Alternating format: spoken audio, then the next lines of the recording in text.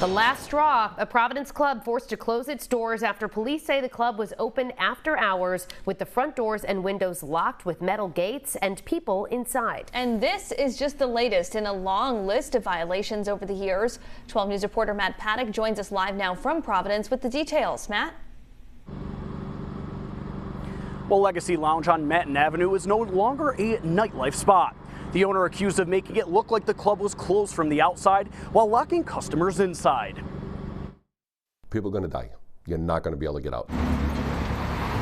Legacy Lounge has been ordered to permanently close after Board of Licenses Chairman Dylan Conley says the club was open after hours with its front door and windows locked with metal gates while people were inside. In the end of the day, it's a non-sprinkled building with people in it, with egresses blocked. Rhode Island Fire Marshal Tim McLaughlin outraged by the safety conditions. I would hope that the people at DBR take a look how serious this is. They're going to hit that door. The door is padlocked from the outside, not from the inside, from the outside, which means they're never going to get out. It's going to be instant death. Taking the chance to warn businesses across the state that random checks are on their way. And you won't know when we're coming. We're just going to walk into your club, and if we find out there's exits blocked, egregious issues, we will shut you down. Dylan Conley, chairman of the Board of Licenses, says this is Legacy Lounge's 13th violation since 2019, 6 of which involved a knife or gun. You start to add that up, it's a pattern of behavior that shows that they don't respect the city of Providence. I'm at a loss for words with just how negligent and dangerous that is. As Conley calling it the club's last straw. We don't want that bar owner to ever have a license again. What happens if someone inside brandishes a weapon? It's terrifying to consider, and it's just so reckless and irresponsible. Now, a lawyer for the club says that they will be appealing. Reporting live in Providence, Matt Paddock, 12 News. And thank you. Officials say it was the final straw for a Providence nightclub with a history of problems, locking customers inside while being open later than they were allowed. 12 News reporter Matt Paddock joins us live from Providence to tell us about the incident that the state fire marshal says made his blood boil. Matt? Well, Shannon, Legacy Lounge on Manton Avenue has been forced to close their doors for good. Their decisions called reckless.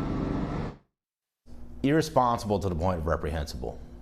And I think it left an impression on the whole state. Passionate and angry. That's the best way to describe Dylan Conley's feelings about Legacy Lounge. I'm at a loss for words with just how negligent and dangerous that is. We don't want that bar owner to ever have a license again. 13 violations since 2019, 6 involving knives and guns. Previous sanctions already handed down. But after a routine check by Providence police on June 24th, Conley calling it the final straw. Incidents of violence with a weapon, and then they're locking people inside. That combination goes from normally deadly to devastating. But not only were they still inside, they were locked inside from exterior metal gates that were drawn down over the front door and the front windows. Rhode Island Fire Marshal Tim McLaughlin, fiery and fierce in his response. Well, actually, Matt, it makes my blood boil. Appalled at just the thought of what could have happened. In the end of the day, it's a non-sprinkled building with people in it, with egresses blocked. It's outrageous that even happens today, and it really does, it infuriates me. Going as far to call for legal action be taken against the owners. Right from the beginning, everything you did was illegal.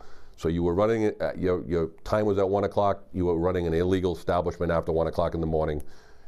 On top of that, you were locking people in a building. We would have cited them criminally under the Rhode Island Fire Code. They would have been cited, we would have fined them, and we would have taken them to district court. Now, a lawyer for the club says that they will be appealing. Live in Providence, Matt Paddock, 12 News.